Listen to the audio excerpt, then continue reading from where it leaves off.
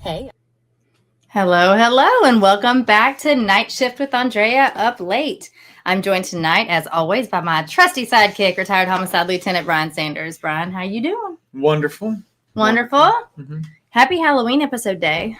Yes, happy Halloween episode day. We had, I believe it was Greg LaMontagne who said that we should wear our costumes on set, and I considered it. Mm-hmm.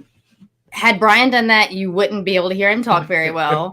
And we have one more. We threw a big Halloween bash this past weekend. It was a lot of fun. I can't wait to share pictures from that. And we have another one to go to on Friday night. So after that, we'll throw y'all some pictures in case you're interested to see what that looks like. But hey, Marine said it. Marine's Blood said it. Sorry, Marines. He said it. If you are new here, this is a true crime podcast. And we air usually weekly live on YouTube on the Andrea Up Late channel. And then we drop to streaming wherever you listen to your audio podcast, usually like the next day. So on Wednesdays, usually those drop. So because it is a live YouTube show, we do engage in the chat somewhat. If you are not interested in this part, you can fast forward a little bit till we start the show. But we try to kind of engage with our friends. You can hop online. It costs nothing at all. You just use the email that you were assigned at birth. Get into YouTube, create a little password, and hop in the chats. Again, it doesn't cost a dime. So do that. You can always engage during the show. This show, you're probably not going to have a ton of questions. It's pretty straightforward. Unlike most of our cases, this one is solved. But it's an oldie but a goodie, and it's very, very appropriate for Halloween. So that's why we're going in that direction. In saying that, this case took place in 1976, and we usually talk over some kind of crime or notorious thing or pop culture that took place in the year that the crime occurred in which we are speaking of. And this year was, what year we got? What year was 1974. It? This one took place in 1974. So tell us, what are some things that happened in 1974? The famous Army sniper John Denver had the hit song "Sunshine on My Shoulder." Ooh, that's a good one. Okay, go ahead. And military rumor was that the name of his sniper rifle was Sunshine. Hence the name of the song. None of that's true. He was not an Army sniper. Okay. Redbone, Come and Get Your Love. Ooh, that's a great one. We listen to that one quite a bit. I like that song. Golden Earring, Radar Love. Oh, yeah. That apparently has been covered 5,300 times. Al Wilson, Show and Tell. Do you remember that one? Sing it for me. I wish I could. That was one of my dad's old soul songs that he would play. Okay. It's a good one, though. I think people should check it out if they haven't heard it. Bands that debuted in 74. Oh, gosh. Yeah, check this out. Bad Company. Oh, okay. Kiss. Okay. Mm-hmm. Rest in peace, Ace Frehley. Yeah, right. And Rush. Oh. Mm-hmm. I know you're a big Rush fan. Movies. Yep. Take a wild guess what scary, terrible, gruesome movie came out in 74. Oh, was it Halloween? No. Was that 79 or something? Yeah. Maybe. Okay, I don't. No. We watched it recently. Not The Shining, was it? That was later. No, I looked that one up on purpose. Okay. That was Texas Chainsaw Massacre. Okay. Yeah, which was pretty cheesy. When we watched it as adults. Godfather 2. Okay. So anybody likes Godfather? Some people say Godfather 2 is the best of all of them. I don't know. Do they? Okay. Young Frankenstein with Gene Wilder. I didn't know that was 74. I thought it was like 80 something. I think I've seen part of that. Happy Days, the TV show debuted. Oh, wow. I know. We must have been watching it in reruns. Yeah. I thought it was like a brand new show back then. But, Yeah, my mom will tell a story about one of my brothers running in the room as soon as he heard the opening song, because he loved it so much. And he would have been little bitty a couple years after that. So that would kind of make sense. Mm-hmm. Yeah. Okay. Popular books. Where the Sidewalk Ends by Shel Silverstein. Oh, wow. Carrie by Stephen King. Okay. And Helter Skelter. Okay. Mm-hmm. And then toys would have been Stretch Armstrong. Nice. Which is what my brother got in that Christmas photo, where the crib is in the background with the Schlitz. Oh, yeah. Evel Knievel ramp set that you see often. And then the Big Wheel from The Shining. The big wheel was like one of the toy of the year. Mm-hmm. All right. Well, let's get to it. What do you say? Fine, let's go. All right. I've got all my notes. You guys, I don't even have my little left-handed mark on my finger because I typed my notes today. So we'll see how this newfangled technology works for me. But yeah, they're all typed up today. So let's get going. Did you ever go through a time when either you experienced your parents' anxiety with Halloween candy or heard of that maybe happening? Yeah. 100%. I can tell you. Go ahead. Yeah, no, I was going to say when we were kids, people were still kind of doing the homemade popcorn balls. If you guys are a little bit younger, that doesn't happen as much anymore. But like homemade popcorn balls and those kinds of things. But I remember my mother would throw out anything that wasn't prepackaged. So if it was homemade, unless it was from a neighbor or a friend, it got to the trash. You too? Yeah. My mom would be like, people give apples. Yeah. And my mom would be like, they put razor blades in apples. So that's what I was going to say. Poison and razor blades seem to be the most common concerns. Yeah. Well, the story I'm bringing you tonight may be just the reason that your parents got that first pass at your pumpkin bowl or your pillowcase, or they just wanted your Reese's. Who knows? But on Halloween night of 1974 in a neighborhood in Deer Park, Texas, this was like a suburb of Houston, children were buzzing with excitement for the evening. The promise of treats and perhaps even some tricks was looming. This Halloween, however, brought nasty weather. So rain was approaching and the O'Bryan family was hurrying to get the kids ready and hopefully get bags full of candy in time to beat the weather. So 30-year-old Ronald O'Bryan, in an effort to save his wife the trouble, how chivalrous of him, volunteered to take their children, 8-year-old Timothy and 5-year-old Elizabeth, to walk the neighborhood. So this was not normally something that Ronald did, but he insisted, and Danine, his wife and the mother of little Timothy and Elizabeth, would be staying back with a family friend to hand out the candy. So they've got a little setup there, a good little gig. She and another lady are going to hand out the candy while he takes the kiddos out walking. So earlier in the week, Ronald had made plans with their friend Jim Bates to get together and take all of the children on the hunt for treats. While the neighborhood that Ronald and the kids lived in was a really nice suburban area, Jim Bates and his family lived in a neighborhood in nearby Pasadena. Again, this is Texas, okay? So this neighborhood boasted larger homes and therefore a chance at larger candy, right? Talking full-size bars maybe, right? Yeah. So Ronald and Danine put the kids in the car and headed over to Pasadena to their friend Jim Bates' house. Ronald, Timothy, and Elizabeth set out with Jim and his children, Mark and Kimberly. Now, I will say you know nothing about this case, right? No, I don't at all. I didn't even tell you. I told you 1974. Yeah, you said 74. That was it. Yeah, you don't know the names, location. Okay, so this is kind of fun. So Jim set out with his children, Mark and Kimberly, along again with Ronald, Timothy, and Elizabeth. So the group started off, and the kids were eager to go to the first house. We got 2 dads, and each one has 2 kids with them, okay? The crew wound through the neighborhood, hurrying to make their way before the rain set in. At one point, they arrived at 4112 Donna Rails Street. This was the home of the Melvin family. But unlike the other homes that they had already been to, the Melvin home was dark. The porch light was off. The window showed no signs of anyone home. And what does that usually mean in Halloween speak? Don't go up, knock on the door. Don't knock on the door. Because they're either not home or they're there and not interested in participating, right? But they did. So the kids ran up on the porch. They knocked at the door a few times, and they were shouting trick or treat, ringing the doorbell. But the group finally skipped off to the next house on the route, right? Well, all of them except Ronald. So he stayed back on the porch for a bit. But eventually he did catch up with the rest of the group, and they were very surprised to see that he came with treats. All right. So Ronald said that soon after the kids left the porch, someone came to the door and handed him the candy. Ronald was carrying 5 giant pixie sticks. So these were 21 inches long. Some sources say these were 18 inches long. It doesn't matter, really. That's getting in the weeds, but most sources do say 21. So if you guys are not familiar, which is crazy, although I don't know, do we have Tyler S. in here? He's up in Canada, and maybe they don't have pixie sticks up there. I just don't know. The pixie sticks are little straws, like quite literally paper straws that are filled with like a powdery, sugary candy. I think they're supposed to be different flavors. Really, it just tastes like a sweet candy. That's all. Well, those are the normal ones would be close to the size of a normal drinking straw. But the ones that Ronald had, they have them current day. They just look a little bit different. They're kind of like, I think, in a plastic, almost like a hula hoop type plastic, but softer now.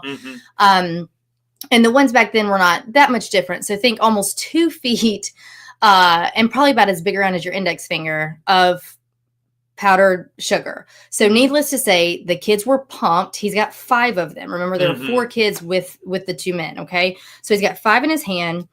And so according to Jim, the friend of the family, Ronald said to him, "Gosh, you've got rich neighbors. Look what they're giving out." And he had the handful of giant pixie sticks to boast. Okay. So since they were so cumbersome, Ronald offered to carry them for the children as they continued about the neighborhood, with the promise of giving them back, of course, once they were all done trick-or-treating. Finally, the rain started, and the group decided they were done for the night. Back at Jim Bates' house, Ronald handed out the pixie sticks just as promised. He gave 1 each to his children, Timothy and Elizabeth.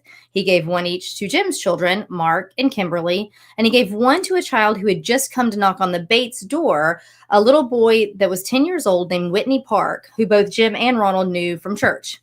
So the families said their goodbyes, and the O'Bryan family heads back home to their Deer Park neighborhood. The children begin getting ready for bed. And, if you've either been a kid or been around kids or had your own, Halloween night bedtime is wild, depending on the ages of your kids, and they're sugared up and crazy and wild, but exhausted. And Elizabeth and Timothy were 5 and 8, respectively. And so they were kind of getting their PJs on, getting ready for bed. But evidently they were begging for one last treat before turning in, and I fully believe that that's the case. So their parents allowed them the last bit of sweets, and Ronald said that Timothy begged for that giant pixie stick that he had gotten. Okay, what better way to finish out the night than to lay in the bed with a almost 2 foot long pixie stick? So Ronald said that Timothy begged for this, but Timothy struggled with the packaging. See, he couldn't quite get it open because the stick was closed by a staple, kind of a thick staple at the top. Okay, and this proved too hard for Timothy to open. So Ronald said that he helped Timothy open the top of the container. And as Timothy shook the powder into his mouth, some of the candy got lodged against the sides of the packaging, which happens with pixie sticks.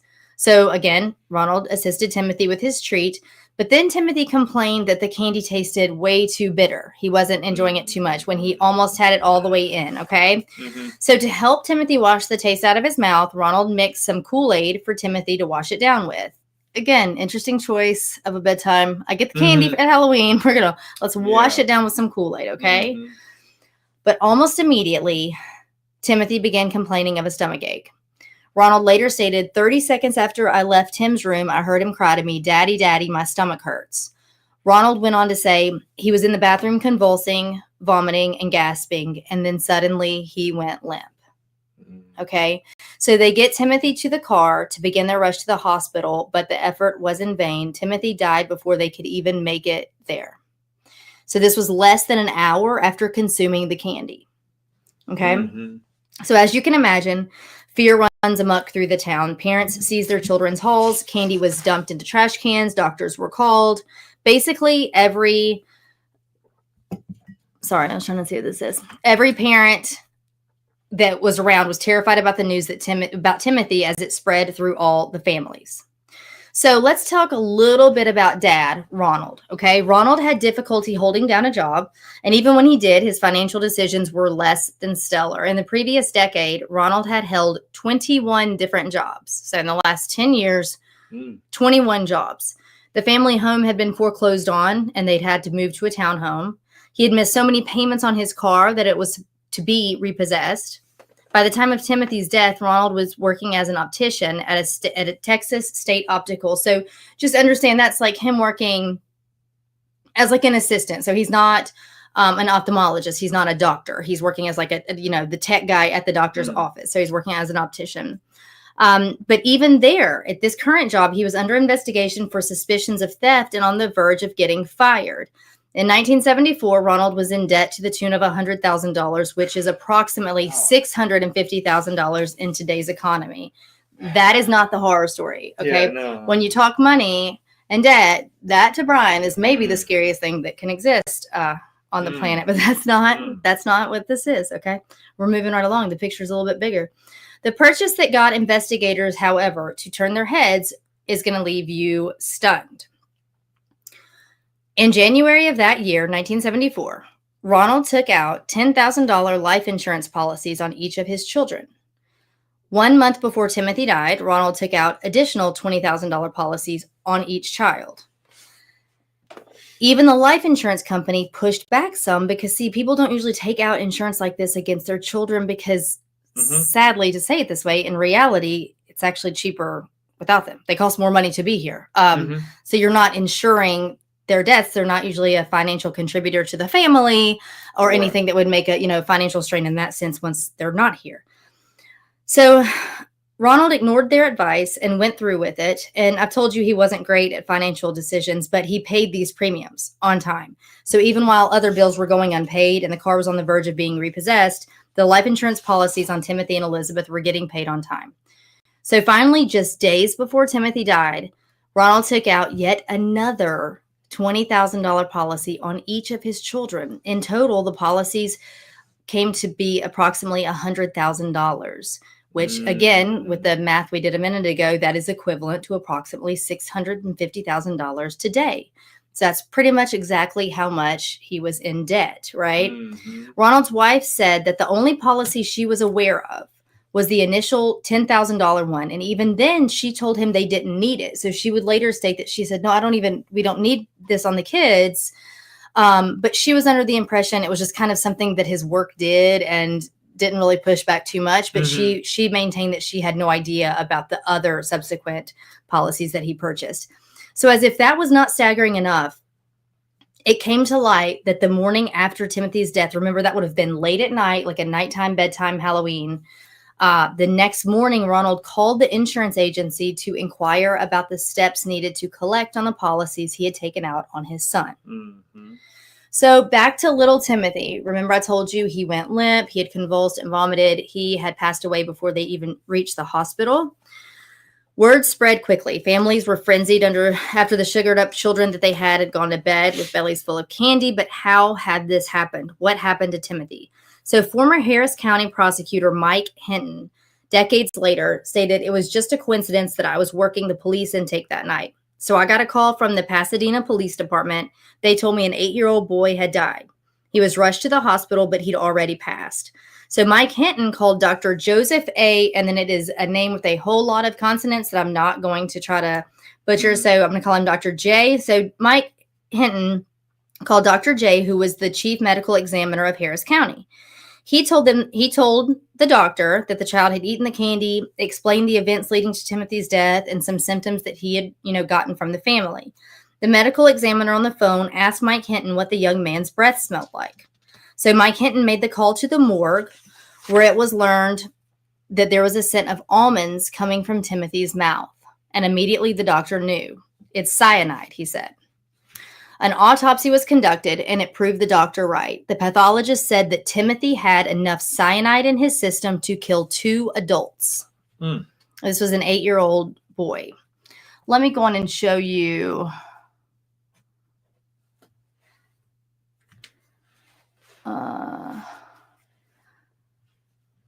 Well, I'm going to show a picture that doesn't give away everything, and it didn't upload the one of Timothy I would have preferred. We'll come back to those photos. Again, if you're listening via just audio podcast, I do put all of the photos that I show on the YouTube channel onto the Andrea Up Late Instagram. So you can always see the stuff there. So again, he had enough cyanide in his system to have killed 2 adults. It was later discovered that the top 2 inches of the giant pixie stick that Timothy ingested had been packed with the poison. So remember, he said it was bitter. But what about all the other pixie sticks? Remember, there were 5 in total. So what about all of those children? So police made quick work of gathering the remaining pixie sticks. The family of the boy that Ronald handed the last pixie stick to were hysterical. Remember, the dad Ronald had gotten them from that house that had been dark. He comes up with 5 of them. He gives 2 to his children, 2 to Jim Bates' children, and then 1 to the boy that they all knew from church that had stopped by. So his family was in hysteria. The child had gone upstairs and gone to bed, and they couldn't find the pixie stick anywhere. It wasn't in his bag of candy. It wasn't dumped on the floor with the rest of it. It wasn't in the trash can. They ran upstairs to his bedroom and found him sleeping, but he had it clutched in his hand. It was unopened. They later learned that he tried to eat it before bed, but he had too much trouble with the stapled closure at the top and couldn't get it open. As their investigation continued, they could not find any homes that had given out pixie sticks. Okay. Ronald had a tough time remembering where the house was located that gave them to him. So police took Ronald with them back to the neighborhood. His answers to their questions concerning the candy were kind of vague at best and sometimes contradictory. They drove him through the neighborhood, but he couldn't remember which house it was. He said it had been dark, had started to rain. It wasn't his neighborhood after all. He couldn't quite remember the house. He only said that he had not seen anyone's face, just that a hairy arm had emerged through the doorway and handed him the candy. So that might eliminate some people. This made investigators very suspicious. So once a few more days went by, the police took Ronald back out to the neighborhood. They say they were a bit more firm with him this time, and now it seems Ronald was able to remember. They approached 4112 Donna Rail Street. Ronald pointed out the window of the cop car and indicated that that was the house that gave him the pixie sticks.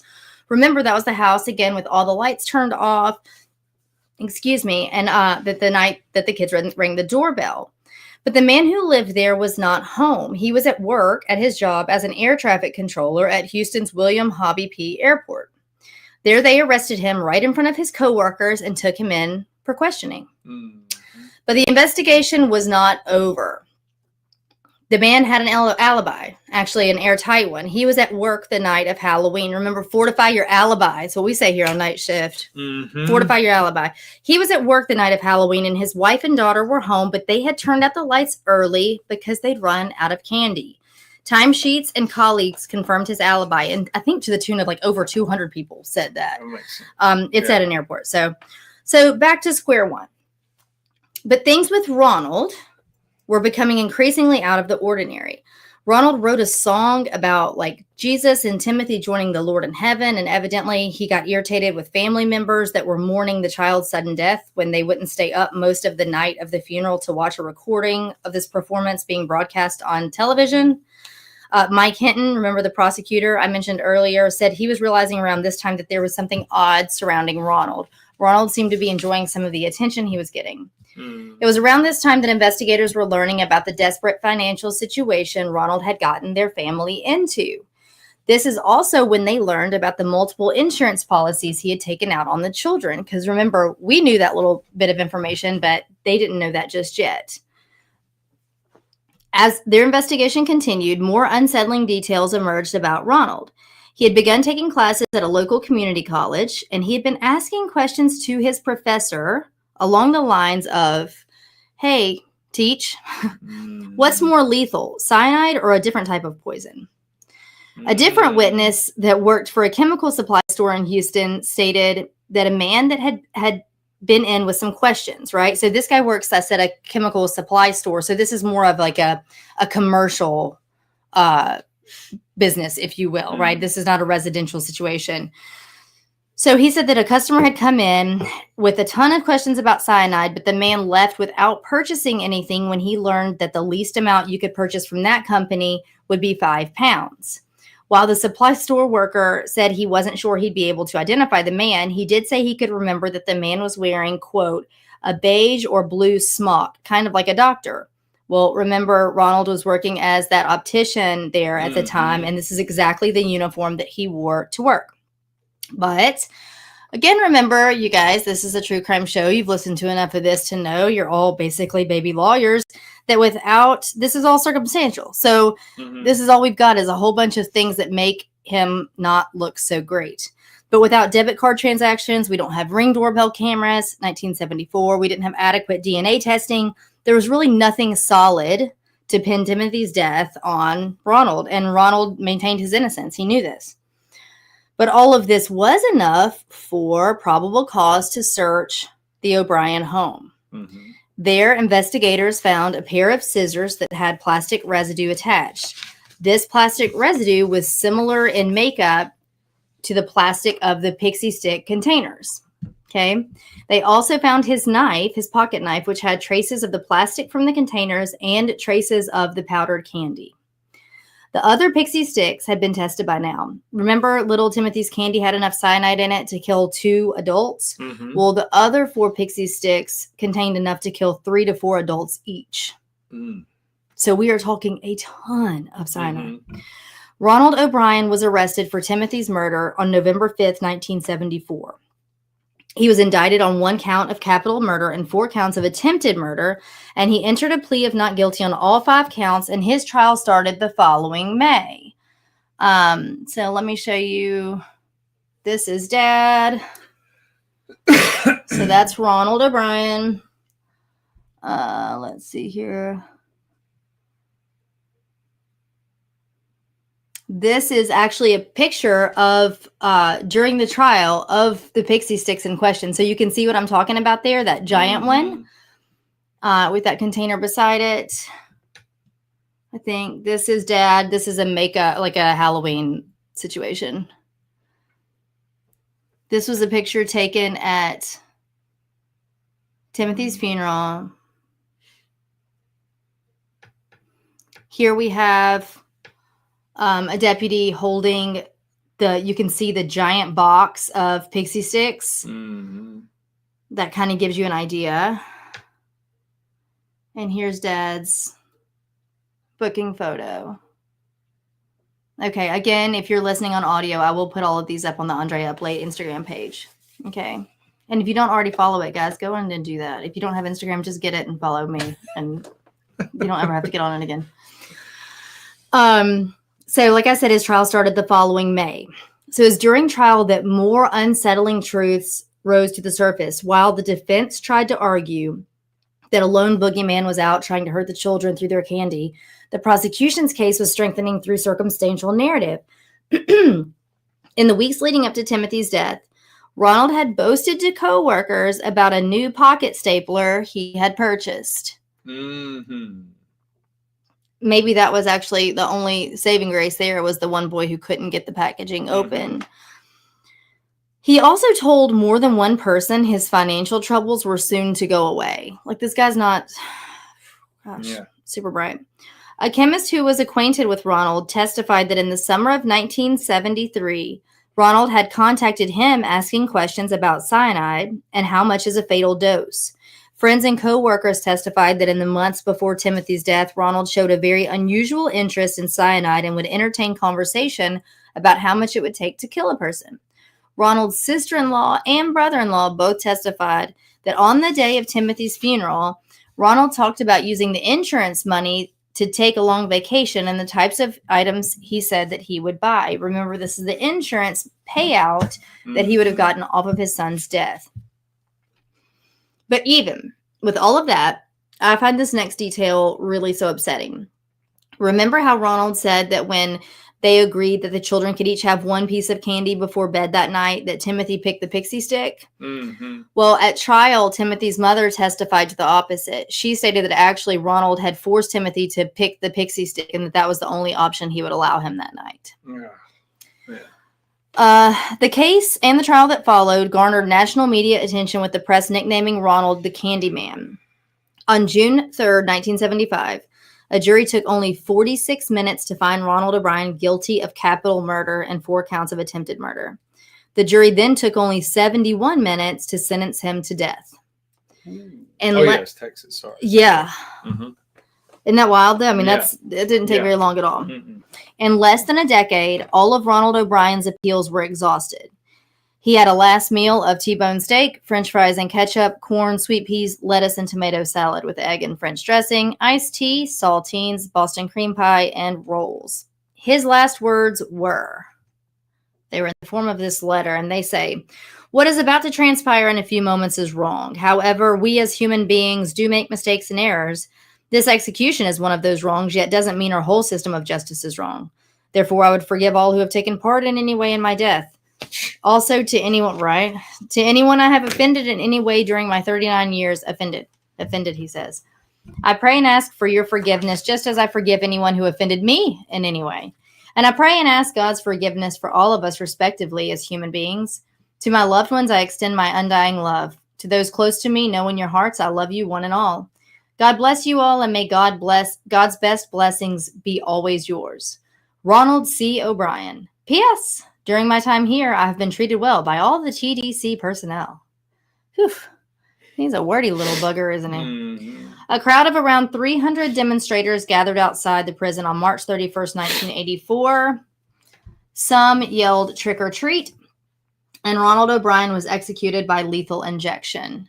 Very shortly after trial began, Daneen O'Bryan filed for divorce, and she eventually was remarried, and her new husband adopted her daughter, Elizabeth. That's crazy. That is crazy. So here's a picture on the right, all the way to the right, in the Planet of the Apes costume is Timothy. This was the night of the murder. Do you hear something crazy? Did you have that one? No, I had that Casper on the Oh, far left, and I was scared to wear it. I was like 3 years old. My brother was a Shogun warrior. That's some old stuff there. it's like a newspaper article there. That's little Timothy. You can see him. Mm. Yeah. So I think this goes. Jerry Burns. What? I'm sorry. I think this goes to back then. So of course, like now, there's podcasts, documentaries, movies, books. People have read court transcripts. Mm-hmm. A lot of investigative skills and techniques are out there. So, like, for someone to try and do this type of crime now would be, I don't want to say impossible, but would be very, very hard to do it and then not get caught. Yeah. Well, he got caught then even. I mean, if you get caught in 1974 doing something like this, you can rest assured you'll get caught now. But even with the technology they had back then, he was the number one suspect from the very beginning. Mm-hmm. And I think mainly at the very, very beginning, they say that he wasn't necessarily on the radar because they didn't have the information that we came to, right? Yeah, so they didn't have the insurance information. Right. They said that his vagueness, it was the fact that he wasn't very bright when it came to some of this stuff. Mm-hmm. So his vagueness in explaining where and how he procured these pixie sticks is what got him. Well, I say that's what got him. That's what caused them to start looking at him. Yeah, that was one of the notes I was making was. Like, had he been able to, gosh, I don't know, plant them, which he might have planted them in that place, but in a way that he could be like, kids, what's that? Somebody must have tipped their bag over. Go get those, you know? Yeah. Like, was it the Tylenol case? Uh-huh. Where the guy did that.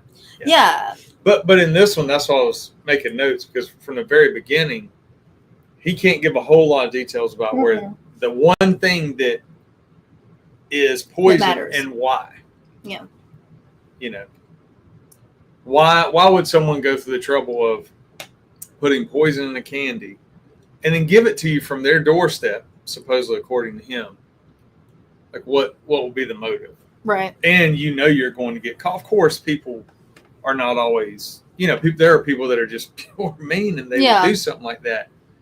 But whenever they're questioning him, because in my head I'm thinking, in 1974, they're asking these questions and he's vague and he can't give a whole lot of details. They had to be looking at one another going, okay, so, something's up.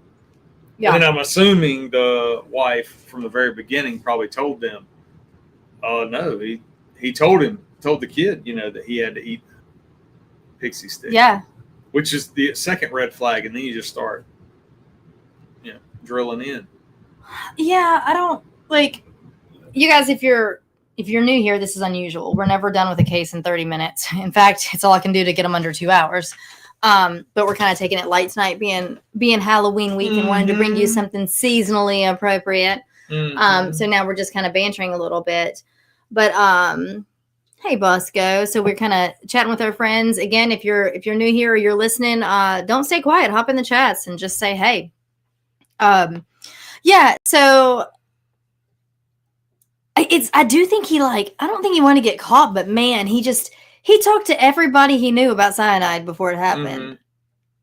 Yeah, and that's what I mean. Like, for back then, he may not have even thinking ahead.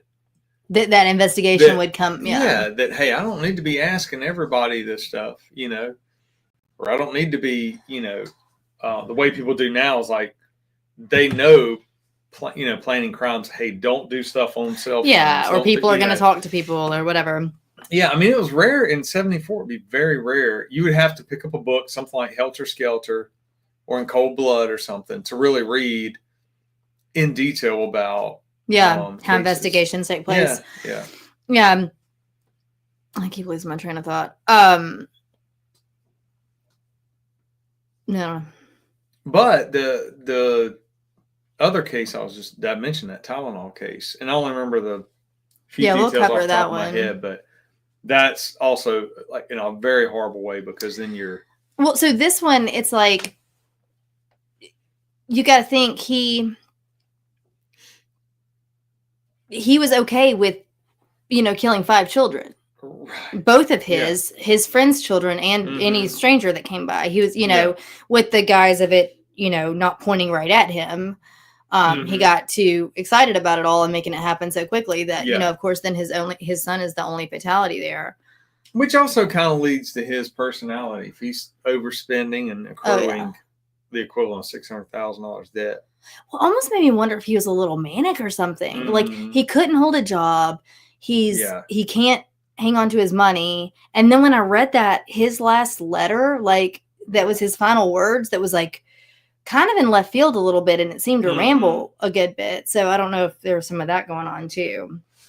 And so evidently this was the case. Like I said, it garnered national headlines, and they dubbed him the Candyman from it and that kind of thing.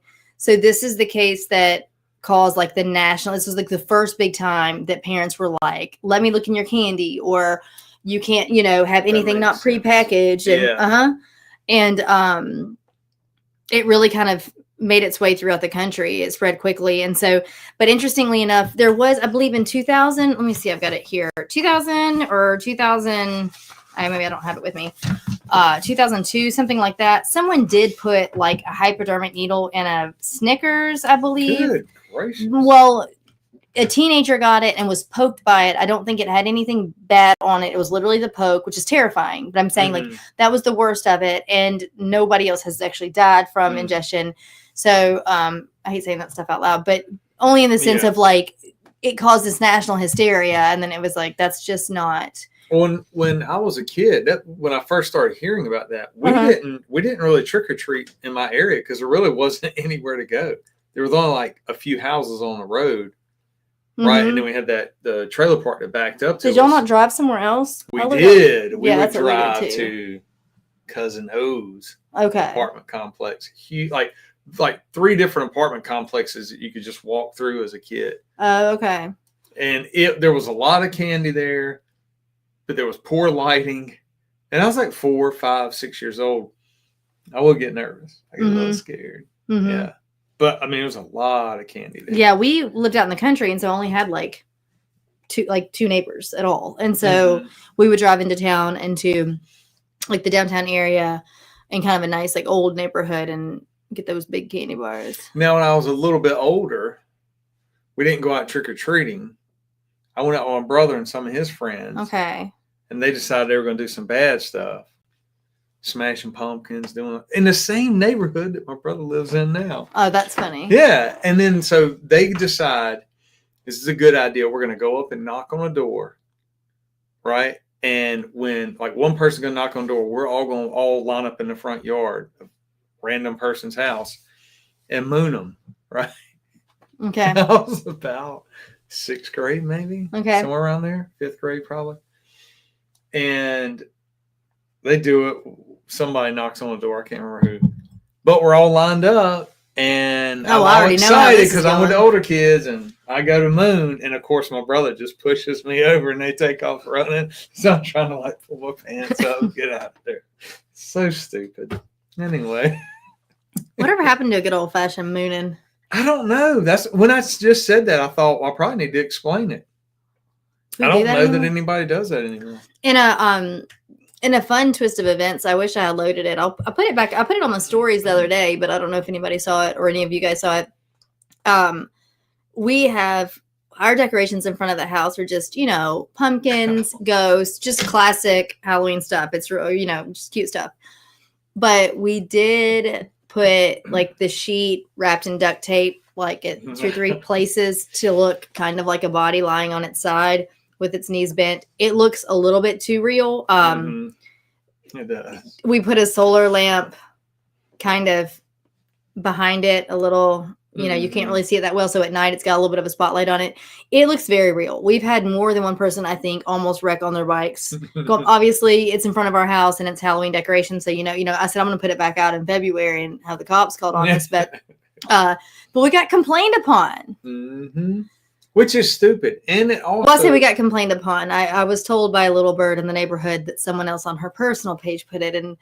And it's just taking Halloween to the extreme. And, it's fine, guys. It's fine. It's not a problem. I mean, and that's the thing. Literally, if there's a small kid, you just tell them, oh, it's just a couple of pillows. Yeah, it's a silly decoration. Yeah. It's not even like a demon face or... Yeah, go to the Halloween store. Yeah. It's way scarier. Or the skeletons that are all... Yeah, no, it's just Francis Ford Corpsella. What? Did you have that mask thing on with that one kid? That was last year, and it wasn't a Halloween mask. It was like a facial mask. Like, but ladies, you know what I'm talking about? The ones that you like unpeel. It's like that thin paper with all the goop on the other side, and you put it on your face. It's supposed to be good for your skin, but it's got pre-cut out holes for your eyes and like your mouth. But this one happened to be like a pack of all different ones that whatever, they like had different colors. So this was like blue with stars or something. I don't know. I got it it was on sale. I don't know. And we were sitting on the front porch, like with a blanket watching a Halloween movie last Halloween time. And a kid walked by with his mom and we had skeletons out and stuff for Halloween, but he didn't even see those. He just saw me on the porch.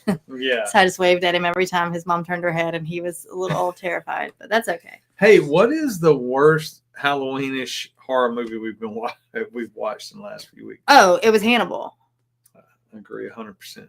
It was Hannibal. And you guys know, if you know us at all, our hands down favorite this time of year movie is Silence of the Lambs. Yes. Red Dragon's fine. I don't think it's comparable. I mean, I know it's in the same family, but it's not the same. But Silence of the Lambs. But Hannibal is the slowest. Tell me if you disagree. Hop in the... And if you haven't seen it, that could be me. We should have just been like, oh, yeah, I got to see Hannibal. It's so great. I don't want to be About a third time you see it in a row, it'd be really good. It was terrible. Bosco's saying the Addams Family was the worst movie? Yeah. Do you mean like the new one? Haven't there been a couple of new ones over the years? I think so. Yeah, I thought the last remake was like 15 years ago. I say remake. No, there was just one now. Yeah. Actually, this one was just called Wednesday. Oh, he said no. Oh, is that your favorite costume, Bosco? Oh, I'm still stuck on how bad Hannibal was, though. Yeah, it was bad. What was the... Oh, he just means that the TV show in general was garbage. He didn't you mean like the OG? So was he that's the other thing, Monsters or the Addams Family? When we were kids, that's what we'd ask each other. That's like Garfield and Heathcliff. I know. It's like Crayola and Rosart. Yes. Yeah. So for you, what was it? Did you watch either one of them? Addams no. Family, Monsters? I mean, I did. I mean, I did see them both, but I didn't watch either one like regularly. Yeah, I don't remember Addams Family coming on much, but Monsters came on more often, or maybe it was on TV Land. Yeah, so we would watch it. Get kind of bored. I didn't think it was that great. My brother, I think, liked it. What was the second worst one we watched? The one we just watched? Something called Fracture. Did y'all see that? I'm not even going to talk about that a lot. I don't even know. I don't know. We kept falling asleep. So I don't know. Yeah. We didn't even finish Hannibal, by the way. Right? No, that was terrible. Fell asleep on that one, too. Yeah. The book wasn't that good either, so that should have been. And I didn't finish the book like 20 years ago or whatever. Bosco, what are you going to be for Halloween?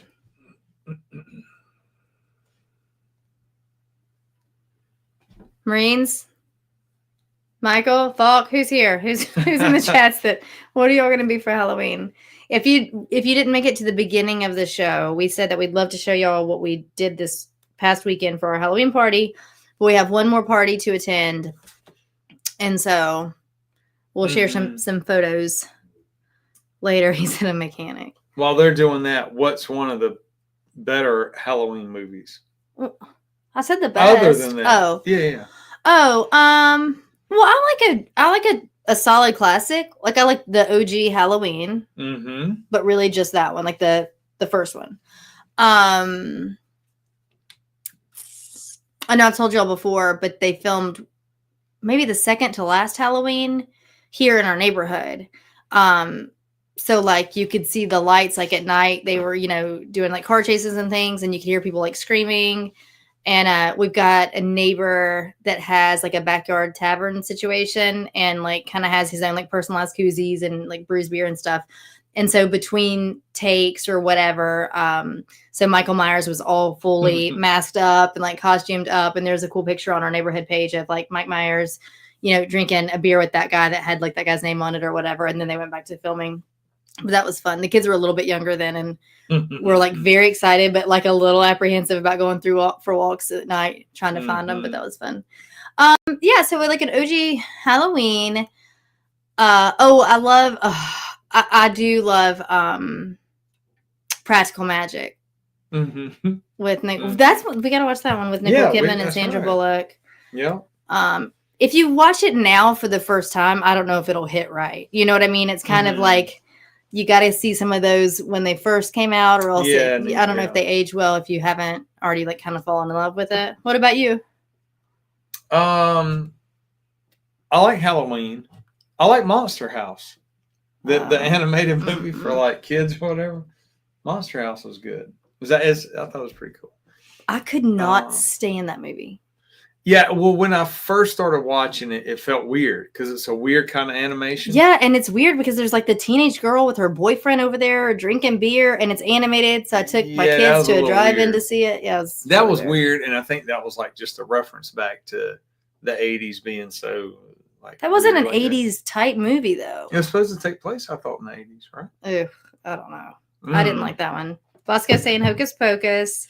That's another one. That's another one that I think if you watched it now for the first time, I don't know if it would hit just right. But it's a classic for sure. Silly said she's going to be a Frito-Lay employee for Halloween. Bosco said he was Uncle Fester one year. Oh, I wish you could have hopped on the show in your costume, but it's not conducive to talking. Right? Yeah, it's not. And apparently it freaks people out. Like, yeah, it's creepy. Maybe it wouldn't translate with the cameras, but like in real life, yeah, I think it would. People are like, "That's not you. It looks weird." I don't like it. What does this say?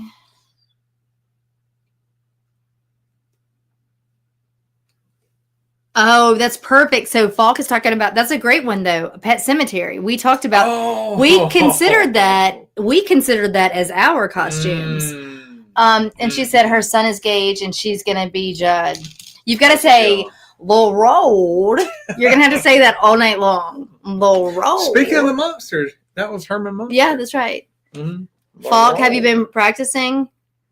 I will tell you, I can tell you who I was for Halloween for our party, because I'm going as something different for the party on Friday. So for our party, we were not a pair in this sense. He was something fully unrelated. You know how there are different versions of Axl Rose over the years? I went with the white leather jacket Axl Rose and like the white boxer briefs with a bandana and tattoos. So when I was talking to you about saying the roll, like how you have to say it, throughout the night, I think I was interrupting conversations, screaming, "You know where you are!" But it was fun. So I will say the best part, like my brother and one of my cousins came in. I'll try to pull up a picture. And literally, like, they're sitting, oh gosh, by then it was probably midnight, somewhere around. But for like 2 or 3 hours straight, if anybody like was talking, Andrea would jump over. Sometimes a foot would go up on a piece of furniture, and she would scream that. And I don't know, I laughed every time. And I know my brother and Rooster loved it. It was great. Absolutely great. You're in the jungle, baby. We should have filmed some more. We didn't film anything. I know. I like to live in the moment, and I forget there's a device in our pockets that we could film. Shoot. Take a lot of pictures. I get wrapped up and talking. Well, that night was a little bit tough with outfit I had on. Yeah, I could. So for me, this was okay, you guys. I don't have it loaded up, but you can see here. Can you see that? Yep, look at that. It was that Axel. To the point, y'all, she had his exact tattoos on. You can order them. Which we've got pictures of those too. Which was incredible. I think I can probably show you. The like homemade beard thing too. That may not show up in pictures too well, but it showed up. It doesn't show up in pictures at all. I did carry around Slash with, well, I'm just showing it. It is what it is. If you're new here, I apologize. Oh, God. So there's, I don't know if it's even, it might be blurry. I can't tell. But that was Axel. But that jacket actually says Guns N' Roses. I'm trying to find you on the back, which is cool. I'm sorry for all the dead time. If you guys are listening, I apologize that you're having to listen through this. No, they love it. It's great. It was impressive. That shows the jacket. But it's the actual Guns N' Roses jacket. Oh my gosh. Yeah. That was fun. I would say that was probably the best costume, obviously, so far that we've seen. So Falk, so your son's going. Okay, so after he gets hit by the semi, but before the funeral. Oh God, that's terrible. Make him all dirty like he's already been buried and come back out. Oh gracious. I considered when we considered Pet Sematary briefly, I considered him being Judd with like taking like a doll, like a toddler-sized doll, and affixing it to like his Achilles. Yeah. As he walked around. And then I would have been mom, or I could have been that whiny sister who was like, "Cage hurt me." Oh yeah. Ugh, I could do without the sister in that movie. Yeah. The road. road. Be careful with the somebody's come flying down the road. Oh my gosh. Okay. I feel like we're boring these people. Ugh. Well, that's like we could watch Pet Sematary again. We watched it not long ago. Yeah. I'm sure there's like a few Stephen King movies though that we have not seen. That might be good, maybe. It's probably true. I wanted us to be Milli Vanilli this year so bad. Yeah. That would have been so good. Mm-hmm. We could be. Wait, isn't Judd the old man? Yeah. Yeah, that's what Bosco. Yeah, I think he tuned out for a second. Yeah. Yeah, Judd's the old man, so I will definitely be the old man in the overalls. Yeah. Saying the road. The road. Oh my Achilles. I wouldn't mind to be like a 1987 Andre Agassi. Yeah, well, after doing that could be fun. Axel, you could do it. That could be fun. Yeah. I don't know. Okay. Clearly, I only want to be a man for Halloween ever. So. Well, it's cool because it's like such a dramatic. It's fun change. My dad ran a bar when I was before I could remember, and my aunt dressed up as an old lady and went into the bar, and nobody had a freaking clue. It wasn't even Halloween. I don't think. I think she just did it. Oh, I love that. Like a prank, you know. I don't know. There's just something about when someone can dress up and pull it off. You metamorphosize. And so when you say, I can't do the, you know what you are. I can't get my voice up that high. It's the best because you're in it. Just like when you were Freddie Mercury last year, you embodied the character. Yes, well, that made me very sad. What do they call it? Is that a method actor or whatever? Clearly. Marine said we've got 9.5 hours left of our shift with him. Oh my God. Hey, all you gotta do is ask me and tell a story. 8 hours later, I'll be finished. Yeah, right? Guys, I'm gonna go on and watch. Hey, Marines, in the chats, just say something about wrestling.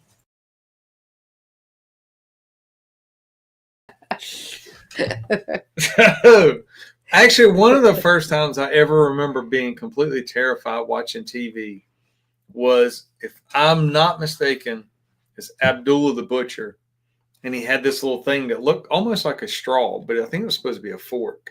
And he had Whoa. Is this wrestling? Yeah. He had gosh.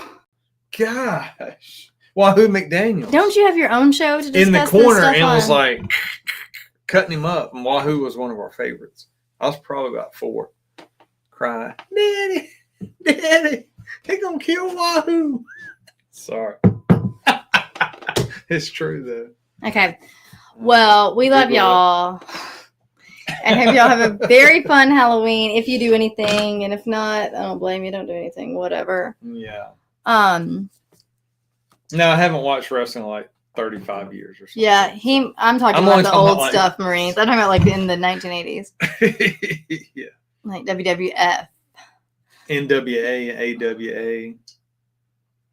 Yeah. Okay. Oh, boy. All right, guys. Hey, we appreciate y'all. We got a good case coming up next week.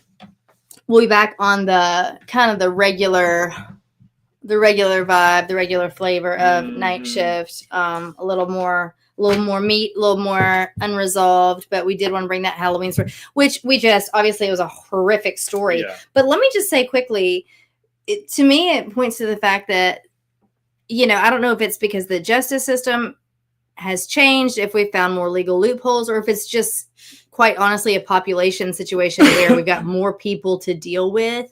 But we have people like Krista Pike. I'm going to put another link up.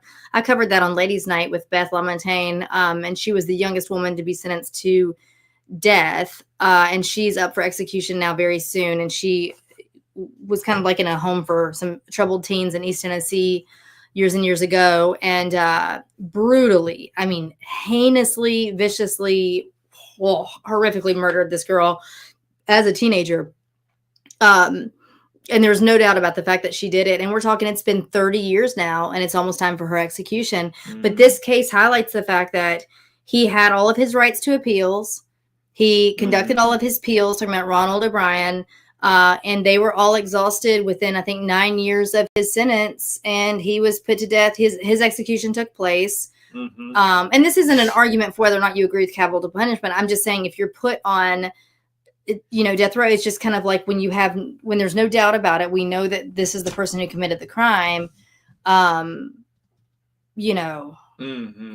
years is wild, and his was in under 10 that it all kind of came to fruition. Yeah. Bosco's asking if we like his new last name, if you are just listening.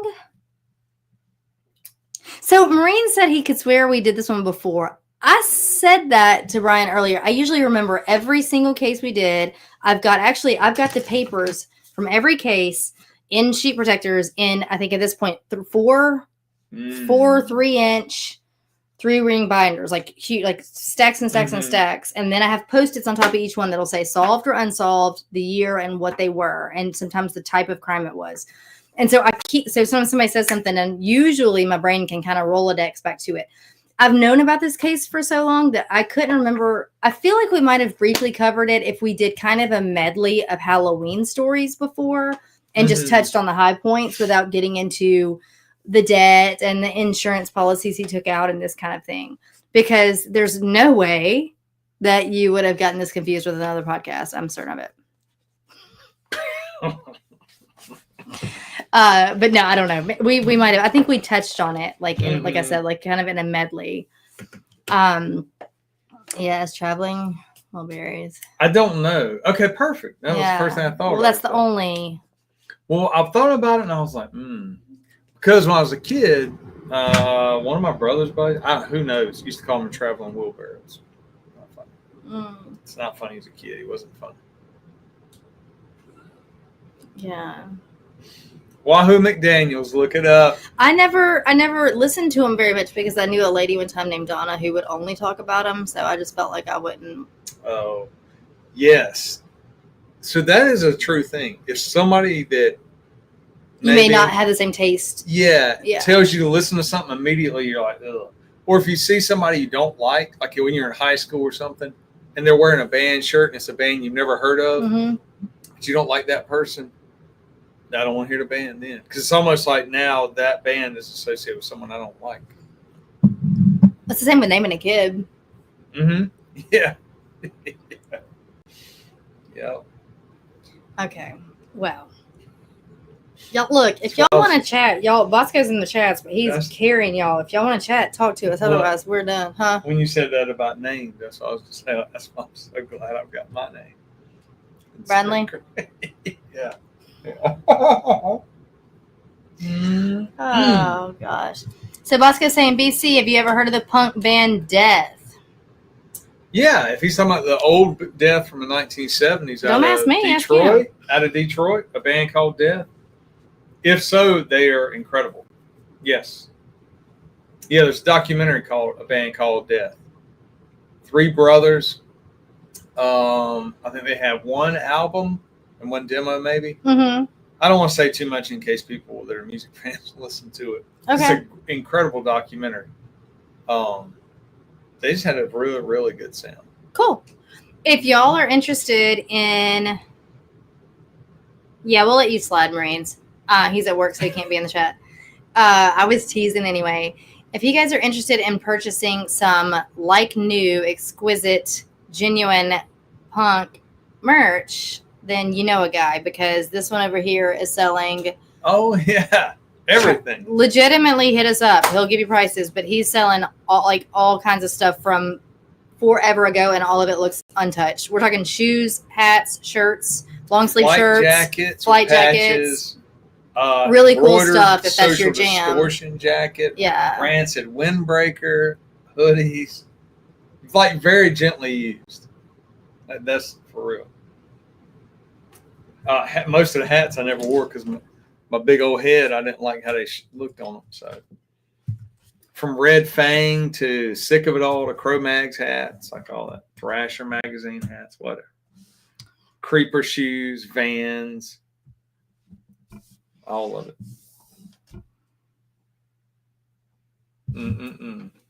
Yeah.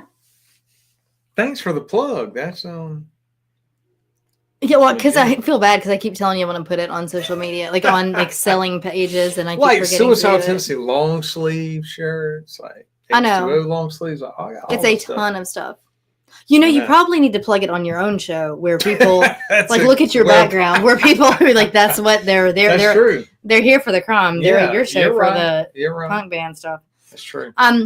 It's saying that you can follow Brian on his own stuff at Brian Sanders Disruptors.com. No.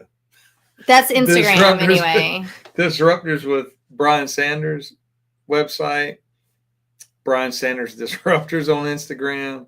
And _disruptors_podcast.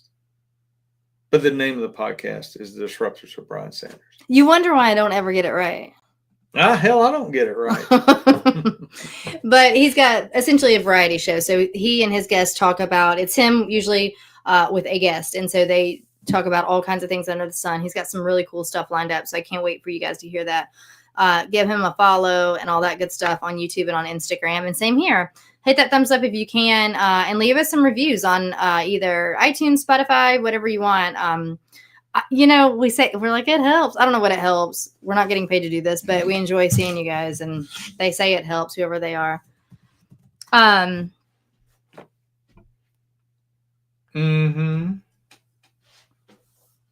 Bosco's talking about coming on. Bosco's got a show called Forever Road Podcast. He does a song of the day too. Post. I've been enjoying the song of the day. Yeah, he did Alabama the other day. I saw that. So I was telling how we were listening to Alabama. I mean, I go with Shaggin'. I don't know the full title of it. I know, and I know why you do. It's not my favorite Alabama song, but I know why you. Right. I wouldn't even, if I heard it, wouldn't know it was Alabama just because of the subject matter. But it's about Myrtle Beach and shagging, and he's naming very specific. If you're not from the South or a coastal town, that's dancing. Yeah, shagging's dancing. You're right. Sorry. Yeah. Don't think about Austin Powers. Yeah. Like it's a legit dance. Been around for 100 years or something. At least 50. That's because Bosco, his when you said, so Bosco was saying that's not his favorite Alabama song either. It was probably one of my least favorites, but it's because it came out a bit later. It was definitely one of their newer ones at the time. Yeah. And but the reason he loves it is because it's very reminiscent of his childhood and like his mom and his family and like going to these certain places they name in the songs and dancing like that. Song of the South though never hurt anybody. So good. Oh, Dixieland Delight. What are you talking about? Dixieland Delight too. Yeah. Come on.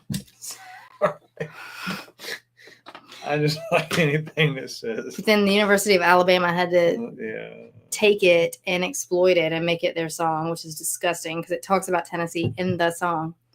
I digress. Hey guys, we love y'all. We are thankful you got in here and chatted with us. I hope y'all have a great week, and we do have some good stuff lined up for next week. We got a little bit of movement in Ellen Greenberg.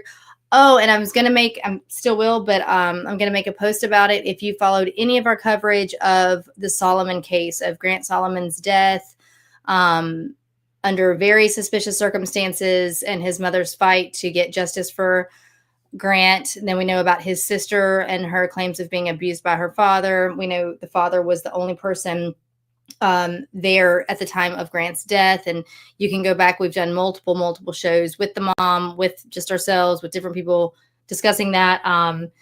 Well, Gracie, finally became of age. She is an adult. And then she just recently filed some civil stuff against her father for the abuse that she endured. So that's a really big deal that's going on right now. So we will talk a little bit more about that at length at a different time. But I definitely I didn't want to go the whole show without mentioning that. A little bit going on with Ellen Greenberg. I think that's all for right now with some of our ongoing stuff. But we do have a case next week. I believe we'll do the one I'm thinking of that it's been cold. It has been quiet for many years. And there have just as of a couple of weeks ago, there's been some movement and some kind of bizarre new developments. So that's probably going to be the show we do next week. But either way, we love you guys. And we thank you for showing up. As always, we enjoy talking to y'all so much. Would you like to say goodnight to these fine people? Good night, everybody. All right. Hey guys, we do appreciate y'all. And until next week, we will see y'all next Tuesday. Good night, y'all.